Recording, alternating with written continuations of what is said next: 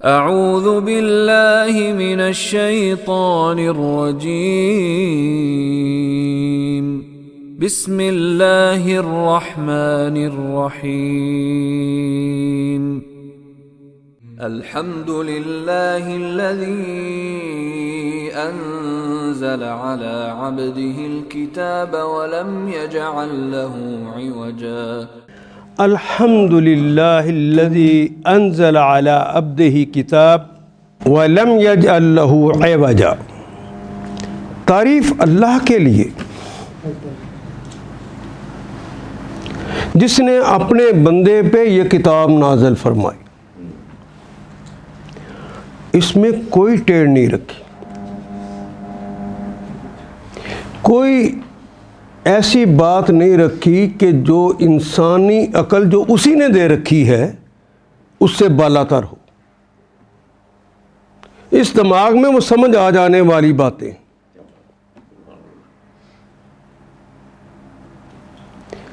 اس میں کوئی اینچ پینچ والی بات کہ آدمی جز بز ہو کہ سمجھ نہیں ہے یہ کیا کہہ دیا ہے۔ دنیا کے اندر اگر بلیغ ترین کوئی کتاب ہے تو یہ قرآن حکیم۔ ابن مقفع سے کسی نے پوچھا کہ یہ بلاغت ہوتی کیا ہے، یہ کسے بلاغت کہتے ہیں؟ آپ کو پتہ ہے کہ ابن مقفع تو بہت بڑا ادیب شاعر تھا، اور زمانے میں وہ اپنے آپ کو عرب اور باقیوں کو عجم کہنے والے لوگ تھے۔ اس نے تعریف یہ کی، اذا سمع احد، اگر کسی نے کوئی عبارت سنی، یقول استطیع ان اصنع مثل ھذا، وہ اس طرح کی عبارت ہو کہ سننے والا یہ کہے اس طرح کی عبارت تو میں بھی لکھ سکتا ہوں، اتنی آسان ہو، پڑھتے ہی سنتے ہی وہ کہ اس طرح کی عبارت تو میں بھی لکھ سکتا ہوں۔ اذا حاول و عجز، اگر وہ کوشش کرے تو عاجز آ جائے، ویسا لکھ نہ سکے، اس عبارت کو بلیغ کہتے ہیں جو اندر تک پہنچ جائے۔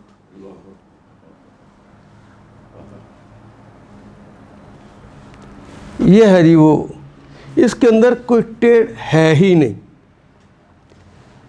چونکہ اس کا مخاطب انسان ہے تو انسان کی ضرورتوں کو پورا کرنے کے لیے ہی یہ ہدایات آئی ہیں۔ اس میں سے کیمسٹری نکالنا چاہو گے تو نہیں نکلے گی، فزکس نکالنا چاہو نہیں نکلیں گے، انجینئرنگ کے اصول پوچھنا چاہو گے تو نہیں نکلیں گے۔ یہ ساری چیزیں تو اللہ نے اس دماغ میں پہلے سے رکھ دی ہوئی ہیں، کوشش کرے گا تو وہ MBBS ڈاکٹر سلیم صاحب بن جائیں گے۔ اس کے لیے اس کتاب کی قطعاً ضرورت نہیں ہے۔ وہ انجینئرنگ کرے گا تو سمجھ آ جائے گی اس کو۔ لیکن یہ امی ہے، اس کے ساتھ کیا رویہ رکھنا ہے، یہ ابو ہیں، ان کے ساتھ کیا رویہ رکھنا ہے، یہ بیوی ہے، اس کے ساتھ کیا رویہ رکھنا ہے، یہ اللہ ہے، اس کے ساتھ کیا رویہ رکھنا ہے، یہ میرا مالک ہے، اس کے ساتھ کیا رویہ رکھنا ہے، یہ میرا غلام ہے، اس کے ساتھ کیا رویہ رکھنا ہے، کیا کھانا ہے اور کیا نہیں کھانا، یہ کوئی شخص نہیں اسے سمجھا سکتا تھا۔ یہ سمجھانے کے لیے یہ کتاب آئی، یہ انسان کی ضرورت کو پورا کر دیتی، اس کو بتا دیتی ہے کہ تو کون ہے، ایسے ہی آیا کہ کسی مقصد کے تحت آیا ہے، تیرا بھیجنے والا کون ہے، کیا تم نے ہمیشہ یہاں رہنا ہے کہ واپس آنا ہے، اور یہ بھیجنے اور واپسی کا جو رستہ ہے یہ کیا ہے، فکر آخرت لاحق کر دی، اسے سمجھا دیا کہ واپس تو نے میرے پاس آنا ہے۔ یہ بتانے والی اور کوئی کتاب ہے ہی نہیں۔ تو جو چیز انسان کی ضرورت کو پورا کرے وہ مشکل ہوتی ہے کہ آسان؟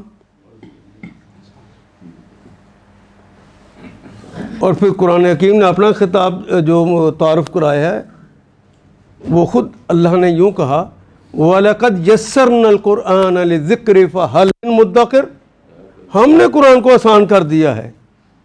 یہ ہم کون ہیں؟ یسرنا، اللہ جس کی یہ کتاب ہے وہ کہتا ہے میں نے آسان کیا ہے. اگر اللہ کہہ دے میں نے آسان کیا ہے تو اس میں مشکل ہو سکتی ہے؟ نہیں ہو. کیوں نہیں ہو سکتی؟ اس لیے کہ یہ انسان کو دماغ جو ریڑھ کی ہڈی کی بنیاد پر وہ بھی تو اسی نے دیا ہے. اسے پتا کہ اس دماغ کے اندر میں نے کیا صلاحیتیں رکھی. اس کو یہ سمجھ سکے گا کہ نہیں سمجھ سکے گا؟ سمجھ سکے گا. تیسری بات یہ بھی بلاغت ہے کہ عربی میں لکھی جائے تو عرب سمجھے، انگریزی میں لکھی جائے تو انگریز سمجھے. یہ ٹھیک بات ہے، لیکن یہ کتاب کیا صرف عربوں کے لیے تھی؟ نہیں. الی کافۃ الناس، یہ سارے انسانوں کے لیے تھی. تو سب کی زبان عربی اللہ نے بنائی ہے. یہ اردو بولنے والے بھی ہوں ان کے لیے بھی آسان، پنجابی بولنے والے ہوں ان کے لیے بھی آسان، سندھی بلوچی پختون ہوں ان کے لیے بھی آسان. وہ جو زبان بولتا ہے انالیسس کرتے ہیں، ہم ہر روز کرتے ہیں، دیکھتے ہیں پڑھتے ہیں تو عربی مبین، انالیسس کرتے ہیں تو ہمارے زبان بن جاتی. جو کتاب لکھی جائے عربی مبین میں اور ترجمہ کرنے والا اپنی زبان میں ترجمہ کرے تو وہ اس کی زبان بن جائے تو کیا یہ معجزہ نہیں ہے؟ اس کتاب کا یہ معجزہ ہے. اس سے بڑھ کر بلاغت کہیں ہو سکتی؟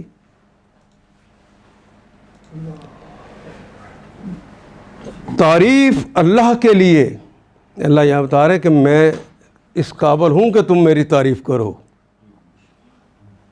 اس لیے کہ میں نے ایک ایسی کتاب اتاری ہے جس کے اندر کوئی ہنچ پینچ ہے ہی نہیں، کوئی ٹیڑھ ہے ہی نہیں.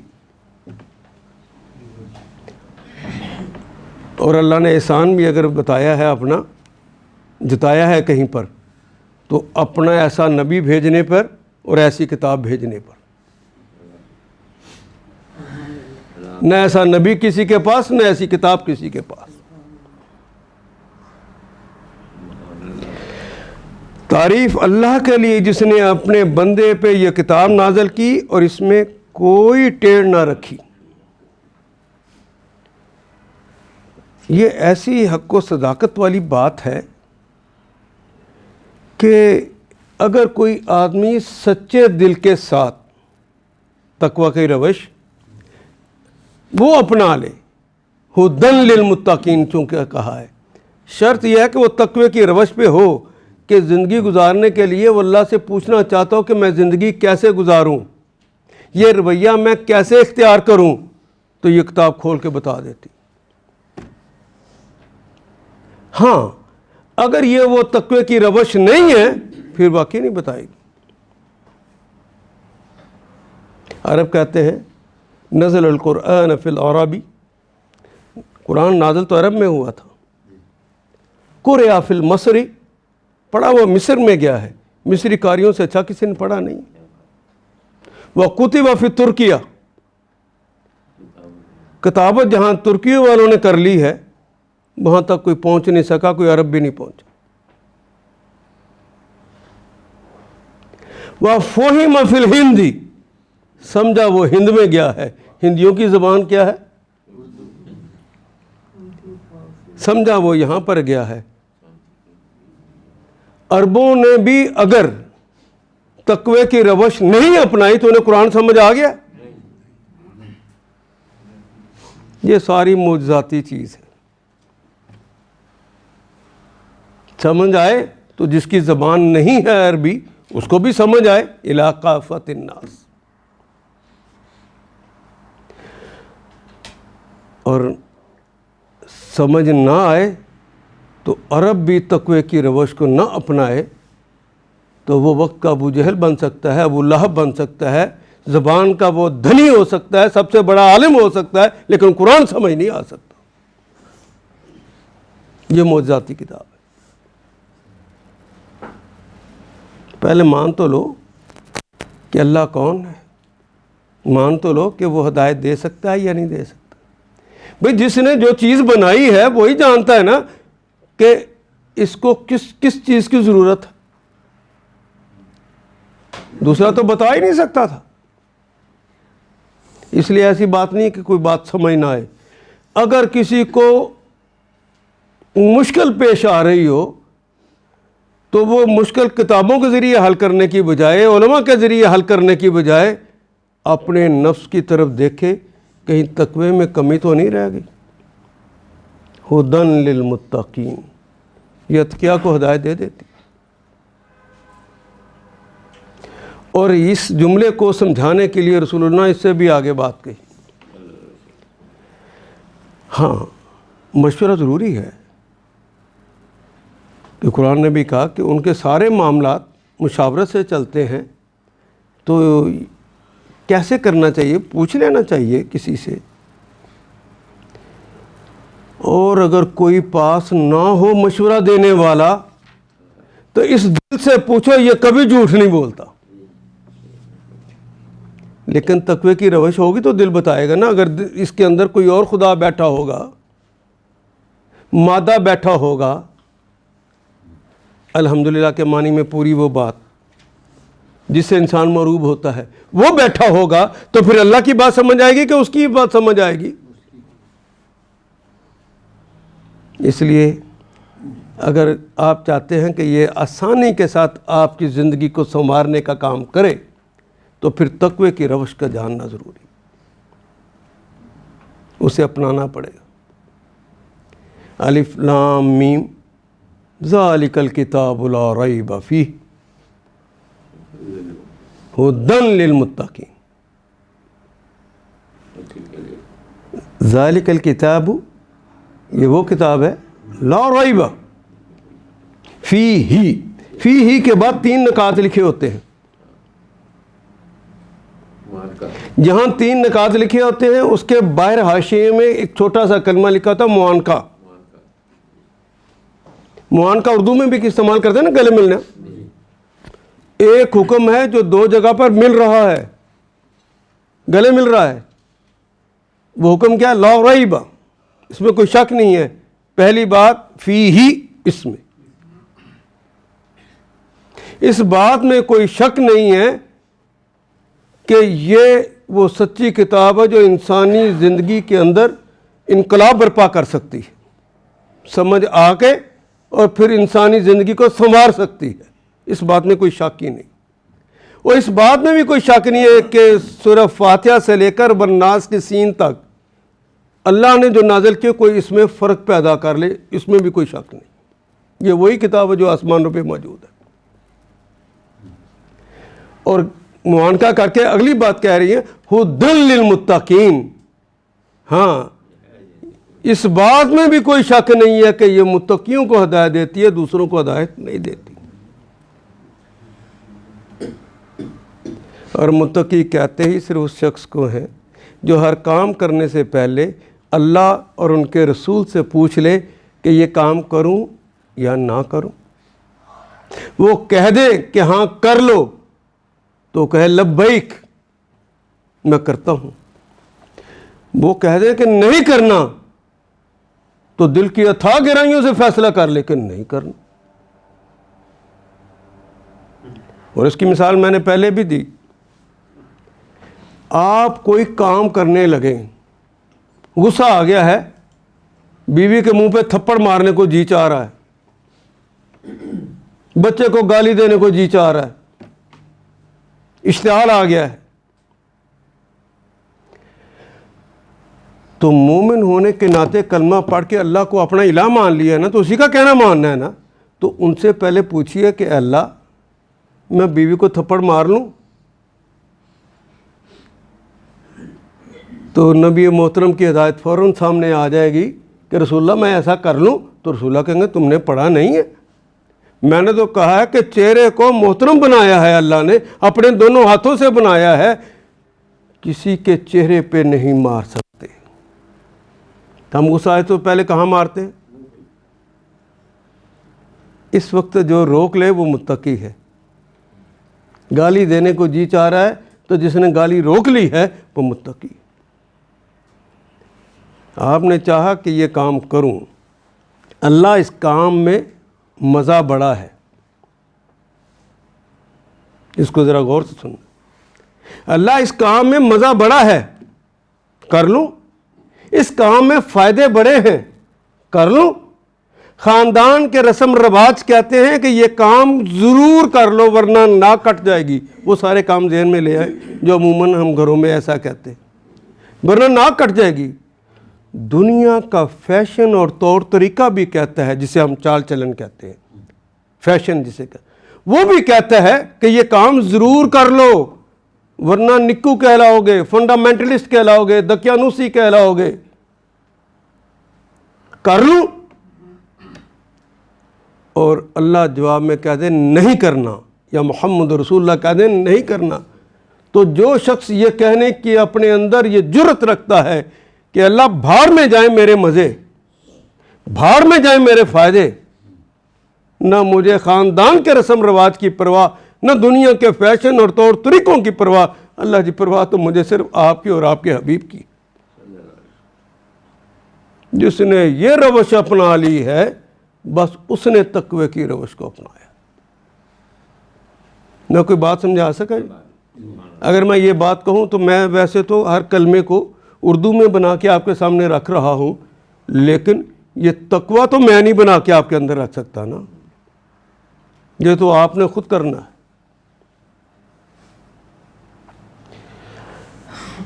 الحمدللہ الذی انزل علی عبدہ، اپنے بندے پر محمد رسول اللہ پر الکتابہ، یہ خاص کتاب، یہ عام نہیں ہے، وَلَمْ يَجْعَلْ لَهُ عِوَجًا، اور اس کے اندر کوئی ٹیڑھ نہیں رکھی، قيما لينذر بأسا شديدا من لدنه ويبشر المؤمنين الذين يعملون الصالحات أن لهم أجرا حسنا۔ قیماً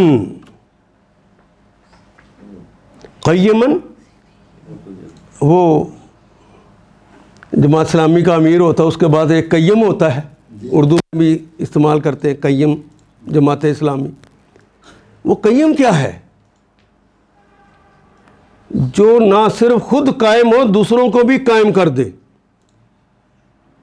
امیر کا کام تو ہدایات دینا ہے، دوسروں کو کھڑا کر دینا یہ قیم کا کام ہوتا ہے۔ نہ صرف خود قائم ہو بلکہ اس مشن پر باقیوں کو بھی قائم کر دے، ٹھیک ٹھیک بات کہے، ٹھیک بات، اس میں نہ اس کی ذات کی ملاوٹ ہو، نہ غیر کی کوئی مروبیت اس میں شامل ہو، خالص بات، ٹھیک بات۔ لِيُنذِرَ، اس کی حالت یہ ہے کہ یہ قائم اور مستحکم۔ لِيُنذِرَ، لام کس لیے آتا ہے جی؟ دو طرح، یا تو اس کے معنی یقیناً ہوتے ہیں یا کے لیے، تو یہاں کے لیے ترجمہ کریں گے، یقیناً ترجمہ کریں گے تو اردو ادب قبول ہی نہیں کرے گا۔ تو دونوں میں سے جہاں پہ جو اردو ادب قبول کر لے وہی ترجمہ کیجئے، وہی ٹھیک ہوگا۔ دوسرا ترجمہ کریں گے تو اردو ادب انکار کر دے گا۔ لِيُنذِرَ، ایک کلمہ ہے نظرہ ینظرو، ایک ہے انذرہ ینذرو، باب افعال جسے ہم کہتے ہیں۔ انذرہ، اے نے بی کو انذار کیا، ڈرایا۔ لِيُنذِرَ، یہ کتاب دوسروں کو ڈراتی ہے، تنبیہ کرتی ہے۔ نذیر نام بھی رکھتے ہیں نا، نبی صلی اللہ علیہ وسلم کی تعریف بھی ہے، بشیر و نذیر۔ لِيُنذِرَ، تاکہ وہ انذار کرے، تنبیہ کرے، ڈرائے۔ بحثاً، یہ باس کا کلمہ 1.5 میں سے ہے، بار بار آنے والا ہے۔ باعثا یا باسو، باسن، یہ ہماری زبان کا نہیں ہے لیکن بار بار آئے گا۔ کبھی بیسا آئے گا، بہت ہی برا ہے، اور اس کے مقابلے پر ایک کلمہ اور آتا ہے نیما، بہت ہی اچھا. رسول اللہ نے بھی اس کو استعمال کیا. بیس الرجل من قبیلتہ، وہ اپنے قبیلے کا بدترین شخص ہے. بیسا، بیسا کے معنی ایک ہوتا ہے باس شدید ہونا، اور ایک اس کے معنی ہے برا ہونا. یہاں پر اس کے معنی دیکھیے، سخت ہونا، شدید ہونا. باسن اس کا آگے مزید اضافہ کر دیا. باس کے اندر خود سختی ہے، خود شدت ہے، لیکن اس کے بعد شدیدن، شدید کا کلمہ بھی اردو میں استعمال کرتے ہیں. لِيُنذِرَ بَعْسًا شَدِيدًا مِن لَدُنْهُ، من سے لدن. یہ کلمہ پنجابی میں عموماً یہ صوفی استعمال کرتے ہیں. یہ علم لدنی ہے، سنا کبھی جی؟ لدنی ہے،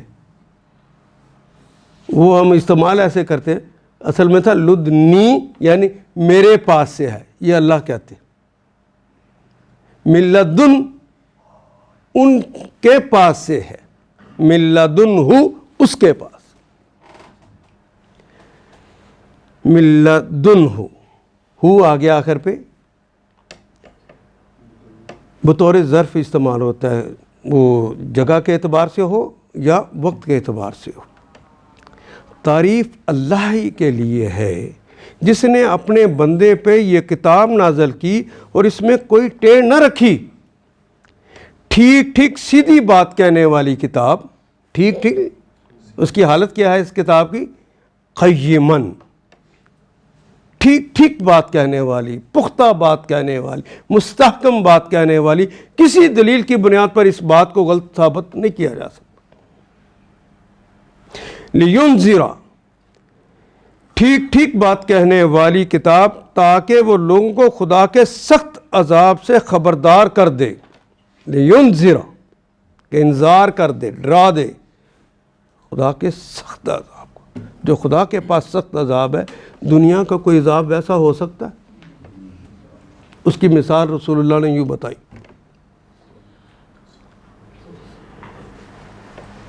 کہ دنیا کی دیکھتی ہوئی آگ سے، بلکہ اس کے برعکس رسول اللہ نے یوں کہا کہ وہ جو اس کا عذاب ہے، اس کے ہلکے ترین عذاب سے، کیا ہے؟ ہلکے ترین عذاب سے نکال کر اگر انسان کو دنیا کی دہتی ہوئی آگ میں ڈال دیا جائے، یہ دہتی ہوئی آگ اس قدر اس کو ٹھنڈی لگے کہ اس کے اندر اس کو نیند آ جائے.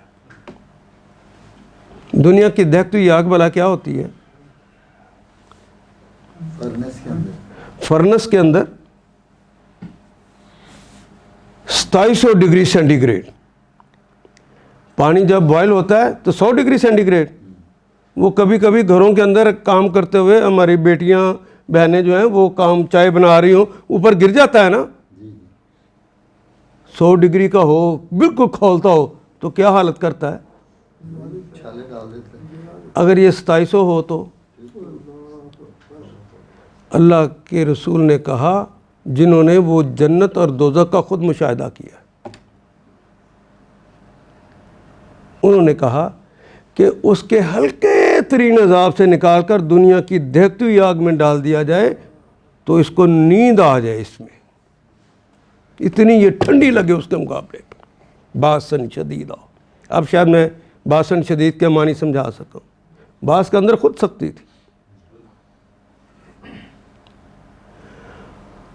اور اگر کوئی ڈاکٹر سلیم صاحب جیسا سائنسدان بندہ بیٹھا ہو تو وہ کہتا ہے جی کہ کیا ہو جائے گا، وہ زیادہ گرم ہوگی تو اوپر والی جلد جل جائے گی، تو نیچے والی جلد کے اندر تو محسوسات ہی نہیں ہوتے، تو تکلیف ہی نہیں ہوگی. اللہ نے اس کا بھی جواب دے دیا کہ ہم ان کی جلدوں کو بدل کر نئی جلدیں دیں گے جب وہ پک جائیں گی. یعنی جل جائے گی اگر جلد وہ تو اس کی جگہ پر اللہ فوراً ہی نئی جلد دے دیں گے تاکہ اس عذاب کا مزہ کم نہ ہو.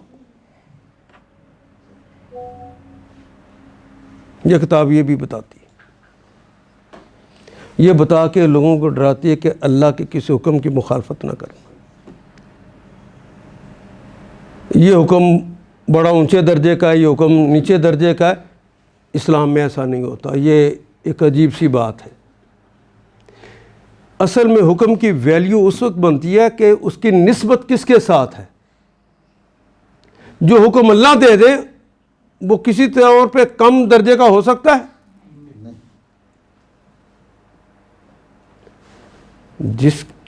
جس کا حکم محمد رسول اللہ دے کسی درجے میں بھی کم ہو سکتا ہے, کیونکہ محمد رسول اللہ تو اپنے پاس سے کچھ کہتے ہی نہیں. وما ينطق عن الهوى, وہ اپنی زبان سے یا اپنے خواہش نفس سے تو کچھ کہتے ہی نہیں ہیں. ان ہوا الا وحی یوحیٰ, وہ تو وہی ہوتی ہے جو ان پہ نازل ہوتی ہے. میں کوئی بات سمجھا سکا؟ تو حضور کہہ دے یا اللہ کہہ دے, اس حکم کی مخالفت اب نہیں کی جا سکتی.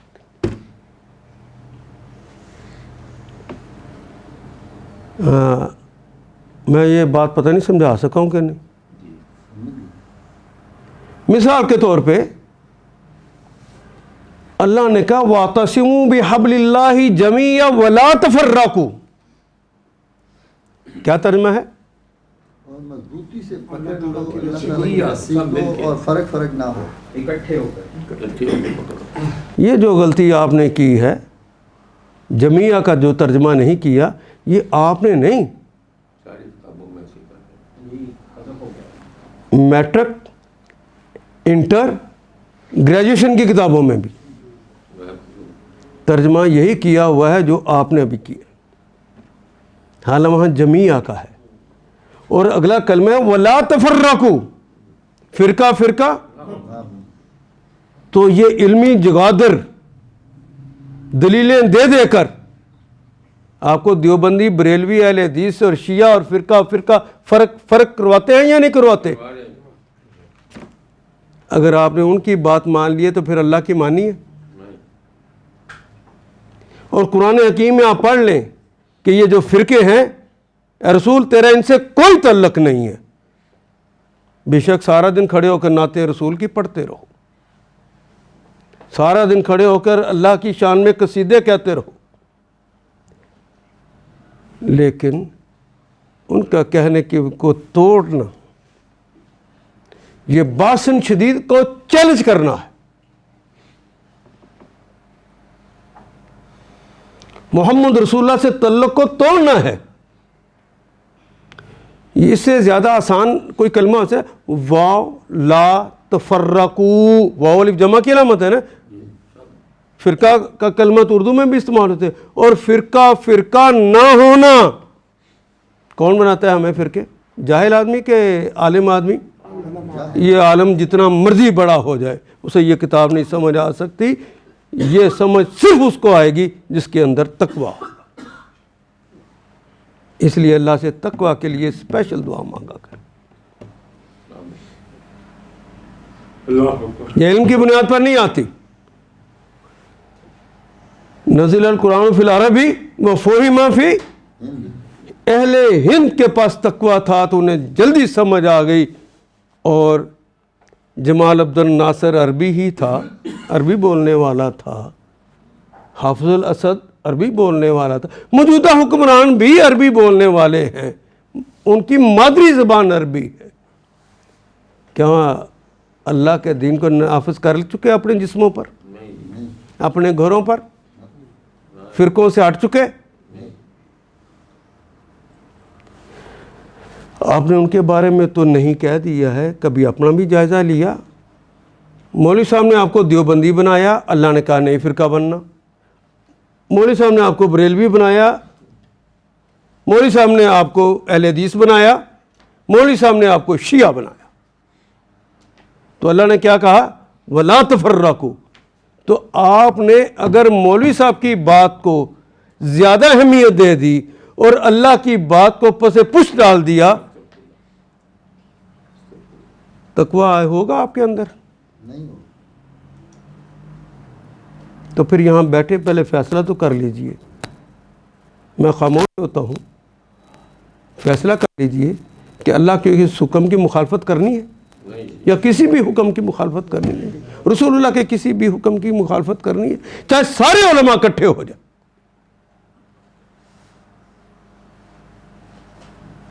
میں کوئی بات سمجھا سکا؟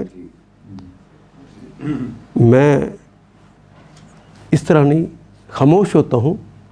آپ پہلے اس کو سوچیں اور پھر فیصلہ کریں, اور یہاں دل میں اللہ سے فیصلہ کر لیں. آج کے بعد میں دیوبندی نہیں ہوں, میں بریلوی نہیں ہوں, میں اہل حدیث نہیں ہوں. آپ نے کہا ولا تفرقوا, تو جب آپ کوئی بات کہہ دے, آپ کا کوئی حبیب بات کہہ دے تو اسی کو مانیں گے, اور اس کے مقابلے پہ جو جتنا مرضی بڑا علمی جگادر ہو میں ہم اس کی بات نہیں مانیں گے. سوچئے اور پھر فیصلہ کیجیے.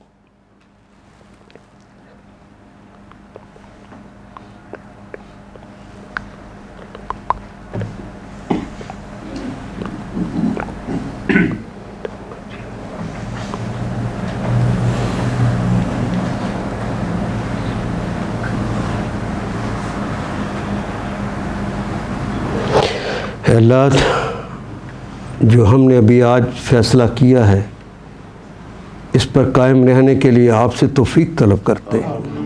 اے اللہ ہمیں اس کی توفیق ابھی عطا, ہمیں امت محمد بنا دے, ہمیں کا جسد الواحد بنا دے. ہمارے اندر جنہوں نے تیشے چلا کے الگ الگ کر دیا ہے یا اللہ انہیں ناکام کر دے, ہمیں ایک کر دے, ہمیں نیک کر دے. بس آپ کا کہنا ماننے والے ہو جائے, آپ کے حبیب کا کہنا ماننے والے ہو جائے. اللہ میرا اور آپ کا حامی و ناصر, اللہ میرا اور آپ کا حامی و ناصر. وَيُبَشِّرُ, واو کے معنی یہ بھی ہماری زبان میں استعمال ہوتا. بشرا یبشر بشیرن, اور مبشرن ہم اردو میں بھی استعمال کرتے ہیں جی, خوشخبری دینے والا. وہ بشرا, اس نے خوشخبری دی. یبشر, وہ خوشخبریاں دیتا ہے. وَيُبَشِّرُ الْمُؤْمِنِينَ, سارے حقیقی مومنین کو. الف لام لگا دیا. کلمہ پڑھا ہے میں بہت بڑا مومن ہو گیا ہوں, نہیں. پرکھا اس پہ جانا ہے کہ جو اللہ نے کہا اس پر عمل کرتے ہو کہ نہیں کرتے. پرکھا اس پہ جانا ہے. میں نے کلمہ پڑھا, اس پہ نہیں پرکھا جانا. آپ نے تو کلمہ اس لیے پڑھ لیا نا کہ مسلمان کے گھر پیدا ہوئے ہیں, تو جو بیچارہ مسلمان کے گھر پیدا نہیں ہوا وہ تو معذور ہے نا. پھر تو یہ حکم تو سارے انسانوں کے لیے. اور ہمارے ہاں اس بات کو بڑے فخر کے ساتھ کہا جاتا ہے, چھاتی پہ ہاتھ مار کے کہا جاتا ہے الحمدللہ میں مسلمان ہوں. بات بڑی اچھی, لیکن کبھی سوچا اس بات پہ کہ ایک بچہ عبداللہ کے گھر پیدا ہو, ایک بچہ عبد الرحمن کے گھر پیدا ہو, اور وہ بچہ اپنی بلوغت سے پہلے مر جائے تو کہاں جائے گا جی؟ مجھے آواز نہیں آ رہی. جنت میں جائے گا. کیوں؟ ہمارے حبیب نے کہا ہے. بلوغت سے پہلے مر گیا ہے تو. لیکن ایک بچہ ہرنام سنگھ کے گھر پیدا ہوا ہے, رام کے گھر پیدا ہوا, جیرارڈ فورڈ کے گھر میں پیدا ہوا ہے, شیرون کے گھر پیدا ہوا ہے.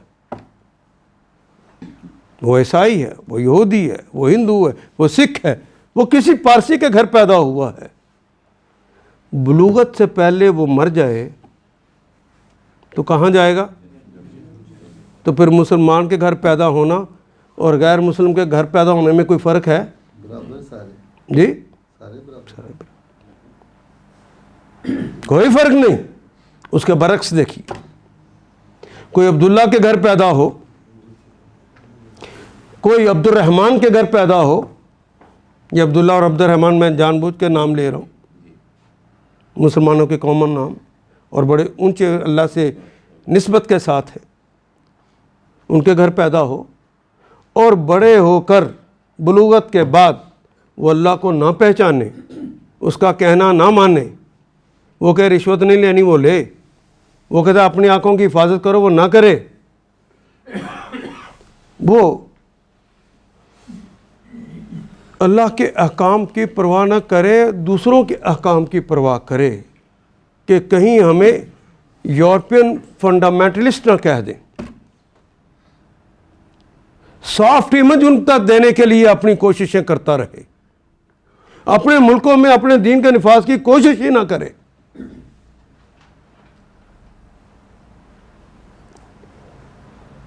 نہ اپنی ذات پر، نہ اپنے گھر پر، نہ اپنے ملک پر کوئی کوشش ہی نہ کرے، اسی حالت میں وہ مر جائے، کہاں جائے گا؟ جو شیرون کے گھر پیدا ہوا، جو ہرنام سنگھ کے گھر پیدا ہوا، جو رام کے گھر پیدا ہوا، جو جیرارڈ فورڈ کے گھر پیدا ہوا، اس نے پیدا ہونے کے بعد جب شعور کی زندگی میں آیا، جب بلوغت کی زندگی میں آیا، تو اس نے اپنے اللہ کو پہچان لیا، اس نے اپنے اللہ کا کہنا مان لیا، اپنی زندگی اس کے مطابق گزار دی، تو کہاں جائے گا؟ جنت میں۔ تو کسی کے گھر پیدا ہونا اور نہ ہونا اس سے کوئی فرق پڑے گا؟ جب ہم کہتے ہیں کہ نہیں پڑے گا تو اس کا مطلب ناانصافی تو اللہ نے کر دی، مجھے مسلمان کے گھر پیدا کیا اور دوسرے کو ہندو کے گھر پیدا کر دیا۔ وما انا ظلام للعبید، تو یہ تو بہت بڑا ظلم ہو گیا، اور ظلم تو اللہ نے اپنے اوپر حرام کر رکھا ہے۔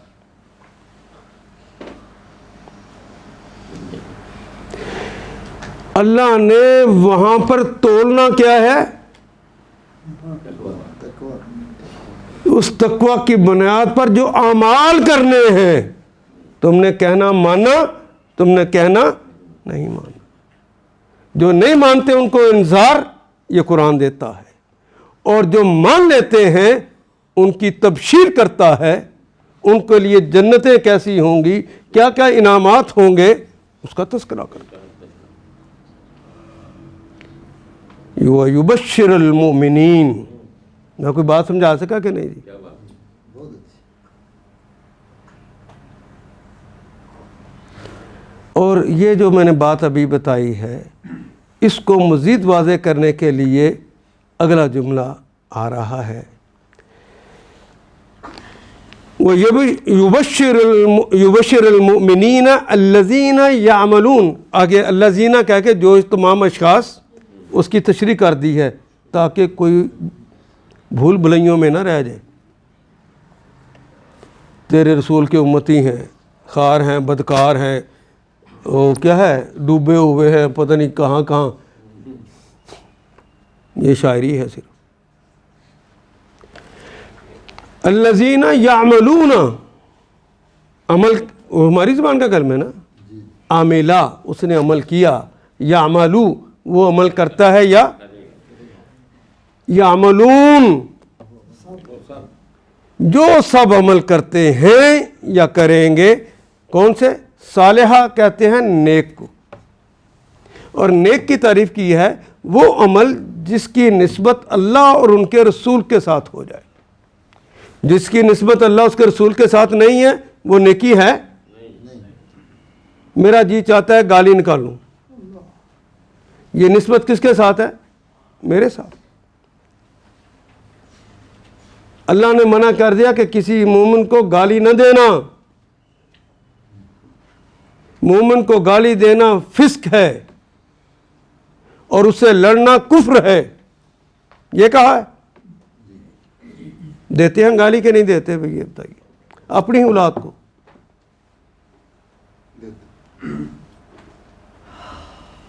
اس سے لڑنا، ہمسائے کی بات تو میں بعد میں کروں، ہم تو اپنی بیوی سے لڑتے ہیں۔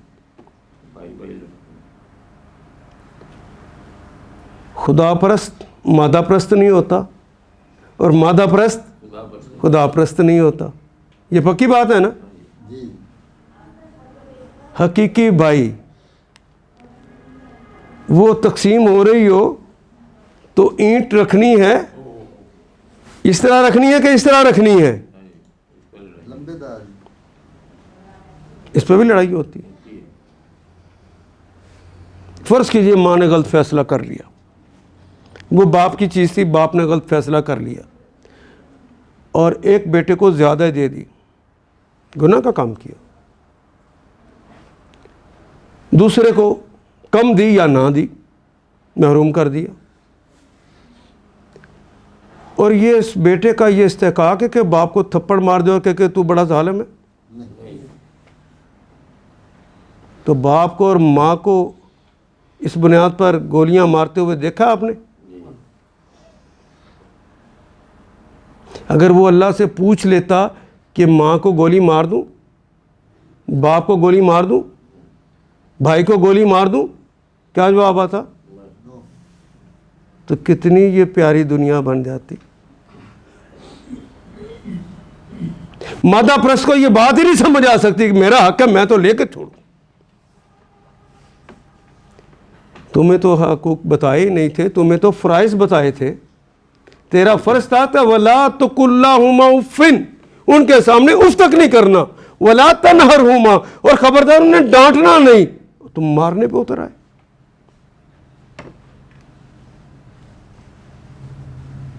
تو میں بات سمجھا سکا کہ نہیں؟ عمل میں ڈھالیے اس بات کو. عمل میں نہیں ڈھالنا. وَيَعْمَلُونَ, اور وہ الَّذِينَ يَعْمَلُونَ, اور وہ تمام اشخاص جو کہ عمل کرتے ہیں الصالحہ. ہم نے پڑھا تھا صالحاتن, اس کا آخر پہ گولتے آ گئی تو یہ کلمہ مؤنث ہو گیا. جو مؤنث کلمہ ہوتا ہے اس کی جمع بنانے کا طریقہ یہ ہے, اس کے گولتے کو کاٹ دیتے ہیں, الف اور تا کا اضافہ کر دیتے ہیں, صالحاتن سے صالحات بن گئے. نیک اعمال.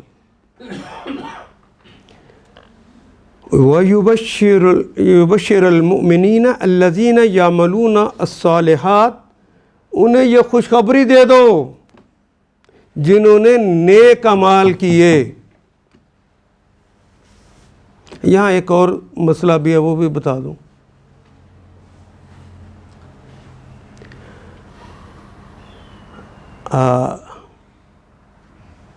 والد صاحب اپنے بیٹے کو کہیں, بیٹا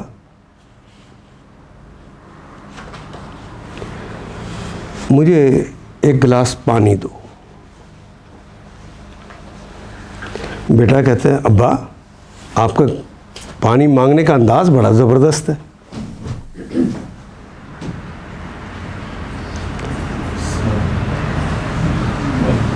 والد صاحب کہتے ہیں اور پانی نہیں دیتا. بیٹا جلدی کیجئے مجھے پانی دیجئے.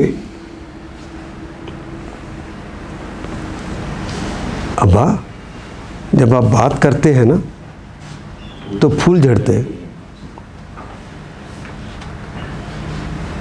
بیٹا ہم جام بھلے بھائی جلدی کیجئے. ابا آپ کا ادب کمال. میں کہتا ہوں جلدی پانی دو. ابا آپ کا جمال بھی خوب اور جلال بھی خوب. بچہ تعریف پہ تعریف کیا جا رہا ہے, پانی نہیں دیتا.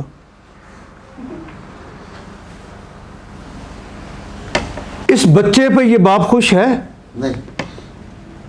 اس کو انذار کرنا. انذار کی پوری بات جو میں نے پیچھے سنائی. پانی نہیں دیتا, تعریف پر تعریف کیا جا رہا ہے. آپ اللہ کی جتنی مرضی تعریفیں کرتے رہیں, میرے حبیب کی جتنی مرضی تعریفیں کرتے رہیں اور دن رات نعتیں پڑھتے رہیں اور ان کے حکم کو نہ مانیں, وہ عمل نہ کریں جو صالحہ ہے. صالحہ کی تعریف میں نے بتایا جو اللہ کہہ دے, جو اس کے رسول کہہ دے, وہ عمل نہ کریں تو محمد رسول اللہ یا اللہ آپ پہ خوش ہوں گے؟ چاہے ایک ٹھانگ پہ کھڑے ہو کے شبینہ پورا پڑ جائے،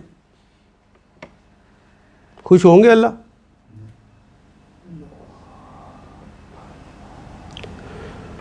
انہیں خوشخبری دے دو، یہ خوشخبری دیتا ہے ایسے لوگوں کو جو نیک اعمال کرتے ہیں، صالحات کرتے ہیں.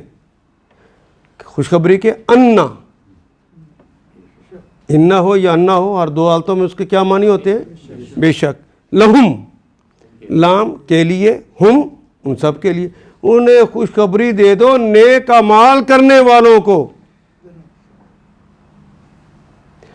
اور قیامت والے دن بھی کیا تولا جائے گا؟ انا لہم، بے شک ان کے لیے ہے اجرن. اجر کہتے ہیں بدلے کو، اجر کہتے ہیں ثواب کو، اجر کہتے ہیں معاوضے کو، اجر کہتے ہیں صلے کو. ان کا اجر ہے، ان کا معاوضہ ہے، ان کا صلہ ہے، ان کا بدلہ ہے. لہم اجرن، یہاں ایک کوئی خاص نہیں بتایا، الاجر نہیں کہا، اجرن کوئی اجر. کیوں؟ الاجر کہنا چاہیے تھا، جو اللہ سے ملنا ہے وہ تو خاص ہے نا، تو الاجر آنا چاہیے تھا. اجرن کیوں کہا ہے؟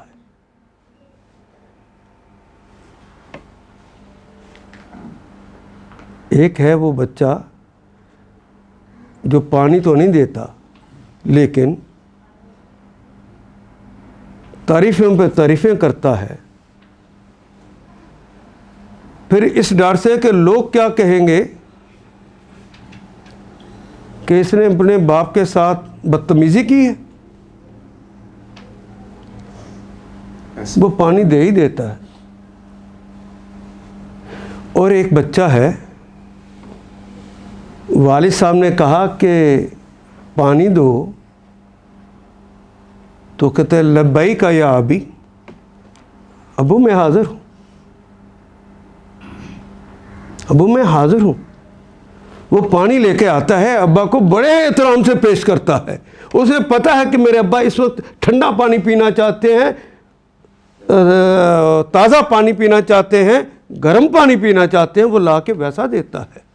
تو دونوں سے باپ، پانی تو پہلے نے بھی دیا، پانی تو دوسرے نے بھی دیا، تو دونوں کا اجر ایک جیسا ہو سکتا ہے؟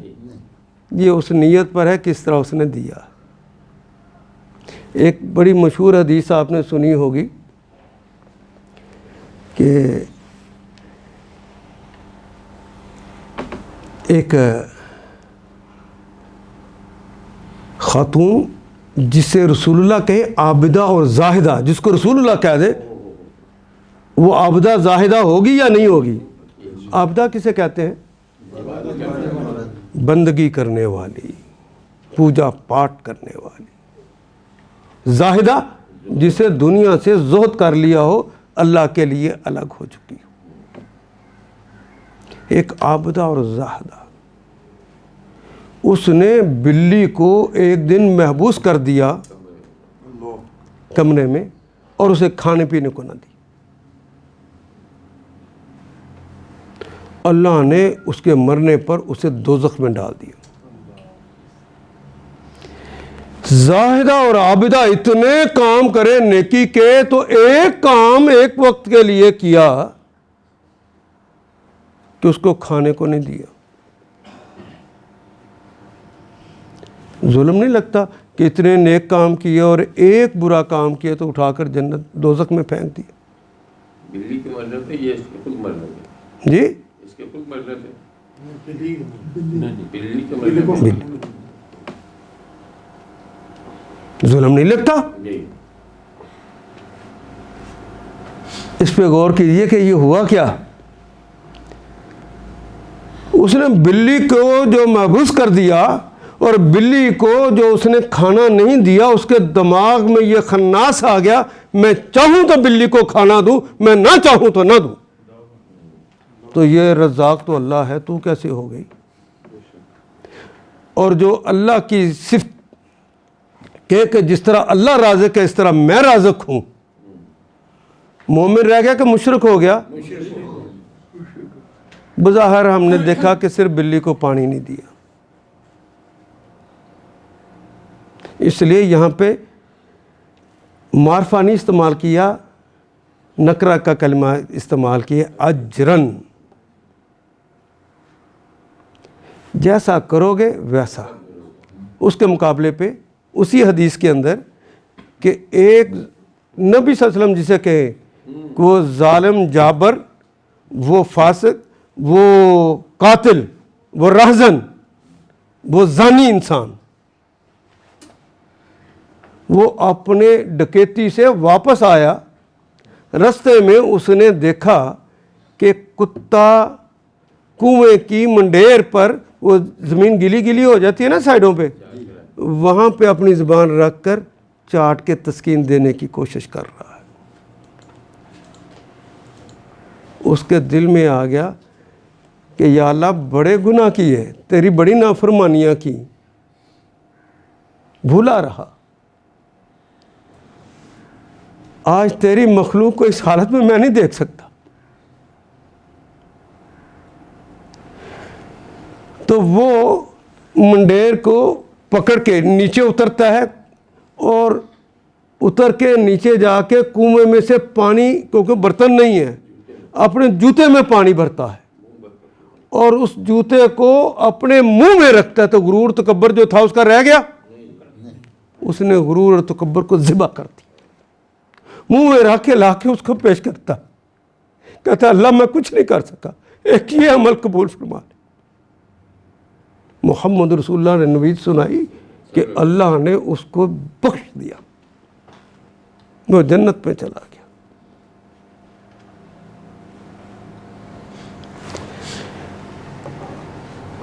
جب اللہ دیکھتا ہے کہ اس کی نیت پیچھے کیا ہے,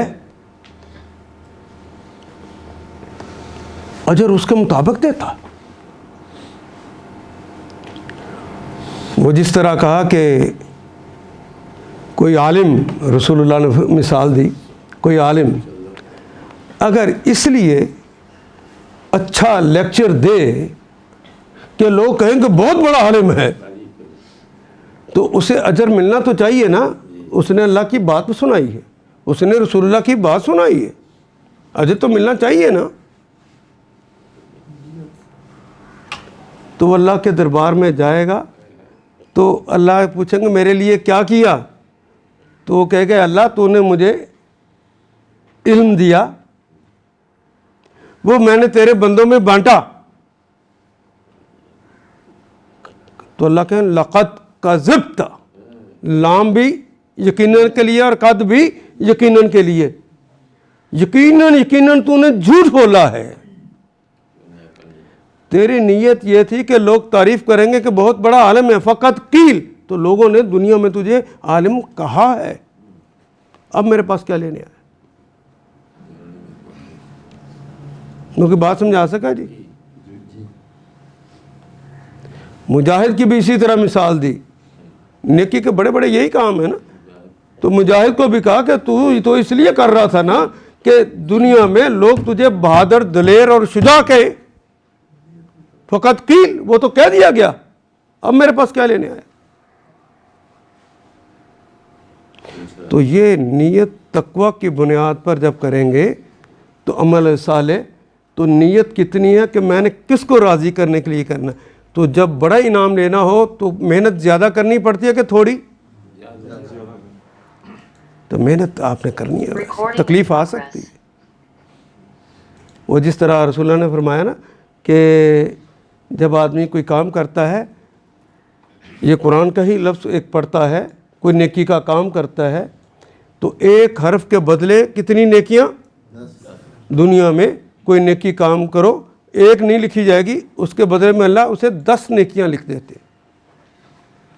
لیکن اخلاص بندہ بڑھا لے, اللہ انہی کو 10 کی بجائے 70 کر دیتا ہے. اس نے زندگی میں وہی نیکی اخلاص کے ساتھ کی, کوئی 100 دفعہ کی, تو 100 کو ضرب دے دے 70 سے, تو بڑھ گئی کہ نہیں بڑھ گئی. تو ایک صحابی نے پوچھا یا رسول اللہ کوئی اپنا اخلاص اور بڑھا لے, تو کہا اللہ اس کو 700 کر دیتا ہے. تو اس نے کہا 700 کر دیتا ہے. نیکیوں کے لیے جو لوگ حریص ہوتے ہیں وہ پھر سوال کرتے ہیں یا اللہ اگر کوئی اخلاص اور بڑھا لے, تو کہا وہ اتنا عطا کرتا ہے جتنی اللہ کی شان ہے. یہ نیکیاں کتنی بڑھ جاتی ہیں؟ عمل تو ایک ہی کیا, پیسہ تو اللہ کی راہ میں ایک ہی لگایا, وہ اتنا بڑھا دیتا ہے جتنی اللہ کی شان ہے. اور اللہ کی شان کتنی ہے؟ تو بے حساب بڑھا دیتا.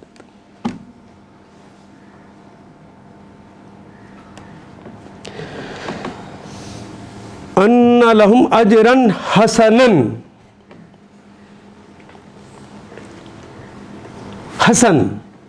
حسن کہتے ہیں خوبصورت کو, حسن کہتے ہیں بھلے کو, حسن کہتے ہیں عمدہ کو. اور اس حسن کو بھی مطلقاً چھوڑا ہوا ہے. یہ کتنا خوبصورت عمل ہو جائے گا, اس کا نتیجہ کتنا اچھا ہو جائے گا, کتنا تمہارے لیے فائدہ مند ہو جائے گا, خود حساب کرنا چاہتے ہو تو کر لو, اپنی نیت کو دیکھ لو کس اخلاص سے کر رہے ہو, کس کو راضی کرنے کے لیے کر رہے ہو.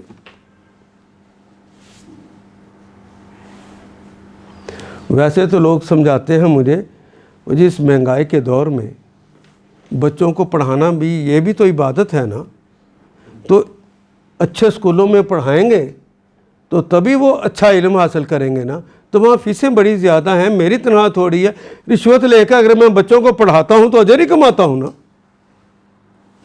پوچھ لیجئے اپنے آپ سے, تو لیجئے اپنا اس اجر کو.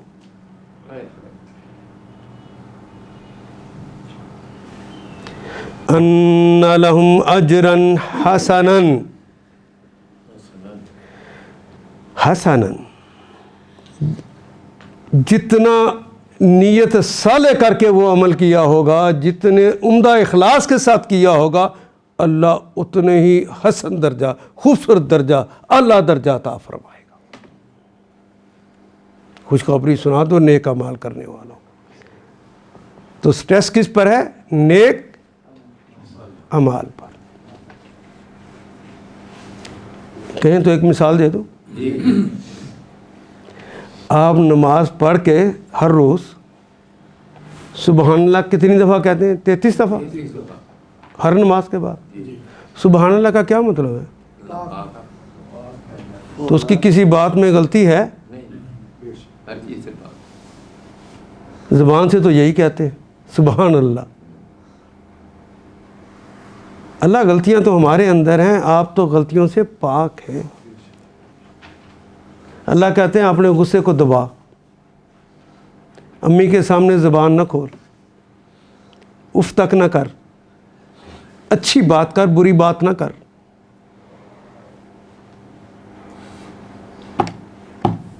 بس اپنا جائزہ لے لیں, اس پہ جائزہ لے لیجیے اپنا.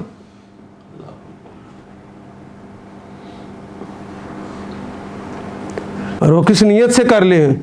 کتنے بیچارے ماں باپ کی کچھ لوگ عزت کرتے ہیں, بلکہ آگے بڑھ بڑھ کر اپنی بیویوں سے بھی کروا رہے ہوتے ہیں. بھلا کیوں؟ ابھی وہ جائیداد انہی کے نام پر ہے نا.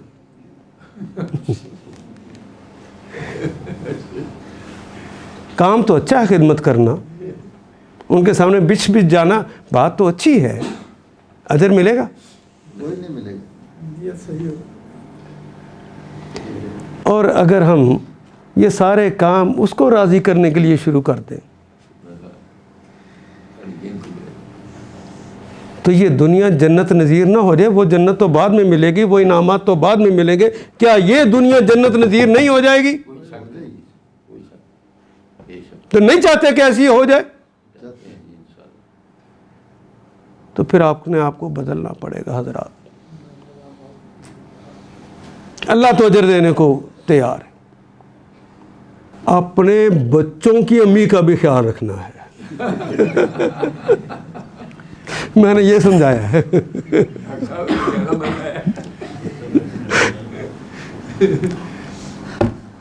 पंजाबी गुजी मावे جی ہاں گجی ماں گجی کا کیا مطلب؟ وہ میں آپ کو پھر میں نے پڑھانا ہے. وہ ہر عورت کے اندر ایک ماں ہر وقت رہتی ہے. ہر عورت کے اندر ایک ماں ہر وقت رہتی ہے.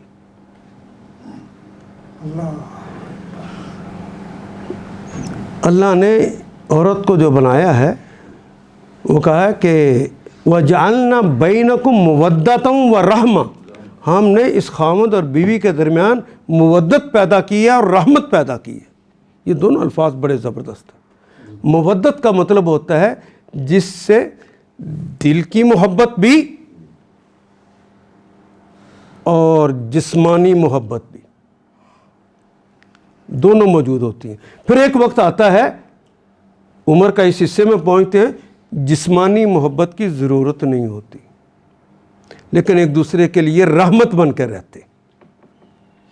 تو آپ نے دیکھا ہوگا کبھی کبھی اچھے گھروں میں کی بات کرنے لگا ہوں کہ ویسے تو امی ابو الگ الگ بات بھی پتہ نہیں کبھی کرتے ہیں کہ نہیں کرتے, لیکن امی بیمار ہو جائے یا ابو بیمار ہو جائے تو بچوں کی شامت لے آتی ہے ماں کہ تہاڈا بیڑا غرق اپنے کماں 'چ لگے ہو, باپ دی حالت ہے تانوں کوئی پرواہ تک نہیں, جاؤ جا کے اچھے ڈاکٹر نو وہاؤ جا کے. کہتی ہے کہ نہیں؟ یہ رحمت بنی ہوئی. اس کے اسکینر کا بھی لفظ استعمال ہوا اعظم علیہ السلام. ہاں جی, وہ آپ نے اس پہ غور کیا جی؟ جی جی یہ اس وقت ماں سے بھی زیادہ اوپر چلی جاتی ہے, ہوتی بیوی ہے. جی میں آپ کو ادھر رکھے آپ نے پوچھا گجی ماں کی ہوں. جی یہ مطلب وَجَعَلْنَا بَيْنَكُمْ مُوَدَّةً وَرَحْمَةً. پھر رحمت ہی رحمت ہو جاتی ہے دونوں ایک دوسرے کے. لیکن یہی اس کا برعکس بھی, اگر اللہ اس کے رسول ان کے اندر نہیں اترا ہوگا تو ایک دوسرے کے لیے زحمت ہی زحمت ہو جاتے, زحمت ہی زحمت ہو جاتے, تکلیف ہی ہو جاتے. تو میرے آج کے لیکچر کا پہلا حصہ قبر میں لیٹی ہے وہ اس ہنگام سے, میں بھی ہوں آرام سے, وہ بھی ہے آرام سے. اندر سے محبت نکال دو تو انسان بنجر ہو جاتا ہے, وہ مرد ہو یا عورت ہو, وہ مرد ہو یا عورت ہو. بنیادی طور پر حقوق کی بات نہیں ہے, فرائض کی بات ہے. ہم نے نظام بنایا, اللہ نے بنایا نا کہ ایک خامد ہوگا ایک بیوی ہوگی, یہ انتظام ہے. تو رب کہتے ہیں جو تنظیم سازی کرتا ہے, اس نے تمہاری تنظیم یہ کی ہے, ایک نے شوہر بن کے رہنا ہے, ایک نے بیوی بن کے رہنا ہے. شوہر کے یہ فرائض ہیں اور بیوی کے یہ فرائض ہیں. شوہر اپنے فرائض پورے کرے, بیوی اپنے فرائض پورے کرے, تو دونوں کے حقوق ملیں گے یا نہیں ملیں گے؟ آئندہ حقوق مانگے نہیں, اپنے فرائض پورے کریں. اس پالیسی کو بنائیں گے تو محبتیں عام ہو جائیں گی. تم روٹھے ہم چھوٹے, یہ اسلام میں نہیں ہے. ہم مناتے ہیں پھر, لیکن محبت ہوگی تو مناؤ گے نا. اللہ کا کہنا ماننا ہوگا تو مناؤ گے نا, ورنہ بڑے آسانی سے بندہ کہہ دیتا ہے تم روٹھے ہم چھوٹے, جاؤ مگروں لوگوں. یہ دنیا جہنم نظیر ہو جاتی ہے اور جہنم انتظار کرنے لگ جاتی ہے.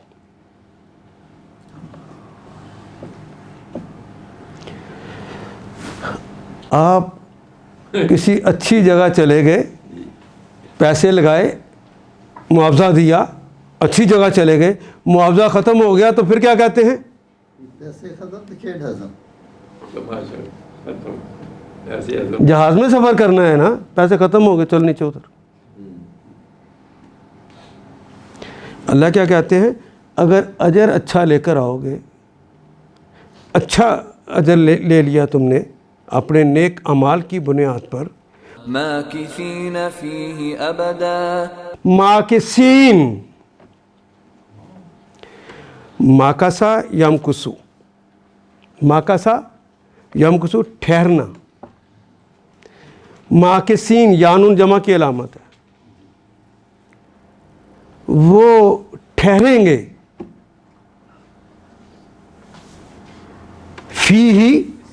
فی میں ہی اس میں، اس آرام میں، اس انعام میں، اس خوشی میں، اس خوشخبریوں میں وہ ٹھہریں گے.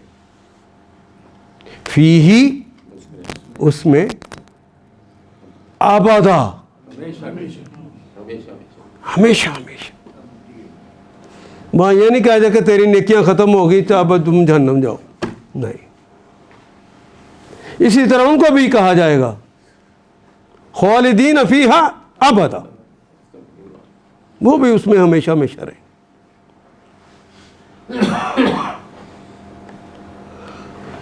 تو یہ دنیا تو 60-70 سال میں ختم ہو جانی ہے، اور اس دنیا نے تو ختم ہی نہیں ہونا. اللہ نے تو کہہ دینا ہے موت کو، مت یا موت، موت مر جا. موت نے تو مر جانا ہے. پھر جہنم میں تکلیفیں ہوں تو بندہ کہتا ہے موت آ جائے تو جان چھوٹے. موت تو آنی ہے. اچھے گھر میں اچھی جگہ پہ رہ رہے ہوں، خوشیوں میں رہ رہے ہوں تو ڈر رہتا ہے کہیں نظر نہ لگ جائے، کہیں حادثہ نہ ہو جائے، غم نہ آ جائے. کوئی حادثہ ہی نہیں ہونا، کوئی غم آنا ہی نہیں ہے تم پر. میں ایک مثال دے دیتا ہوں. آپ دنیا میں اللہ کو راضی کرتے رہے تو دنیا نے آپ کی قدر نہ کی. آپ کا اچھا نام چھوڑ کے مولوی کہہ کے تنزن کہا، دقیانوسی کہا، پرانے خیالات کا حامل کہا. اور آپ اپنی آنکھوں سے دیکھیں بدماش، عیاش، اللہ کے نافرمان MNA MPA بن کر، وزیر اعظم صدر بن کر پروٹوکول لے رہے ہوتے، سلوٹ ہو رہا ہوتا ہے، ان کے لیے گاڑیاں اور ٹریفک رک جاتی. ایسا ہی ہے. بالکل ایسے ہی ہو رہا ہے.